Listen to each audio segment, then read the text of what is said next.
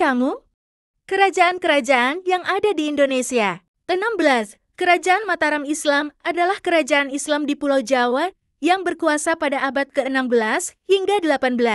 Pendiri kerajaan Mataram Islam adalah Danang Sutawijaya yang disebut juga Panembahan Senopati. Puncak kejayaan kerajaan Mataram Islam pada masa pemerintahan Sultan Agung pada tahun 1613 hingga tahun 1645 Masehi. 17. Kerajaan Banten adalah kerajaan Islam. Pendiri kerajaan Banten adalah Syarif Hidayatullah atau Sunan Gunung Jati pada abad ke-16. Raja pertama kerajaan Banten adalah Maulana Hasanuddin yang berkuasa pada tahun 1651 hingga tahun 1683 Masehi. Puncak kejayaan kerajaan Banten pada masa pemerintahan Sultan Ageng Tirtayasa pada tahun 1651 hingga 1683 Masehi. 18. Kerajaan Goa Talo adalah kerajaan Islam yang berdiri di Kabupaten Sulawesi Selatan. Kerajaan Goa Talo penggabungan dua kerajaan di Makassar dengan ibu kota kerajaan di Somap Opo.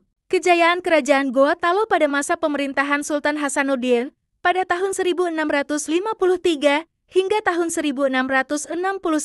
19. Kerajaan Ternate adalah kerajaan Islam terkuat di Maluku. Didirikan oleh Bab Masyur Malamo pada tahun 1257 Masehi.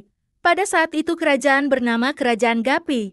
Agama Islam baru menyebar di Ternate pada abad ke-14 dan keluarga kerajaan memeluk Islam pada masa pemerintahan Raja Marhum pada tahun 1432 hingga tahun 1486 Masehi.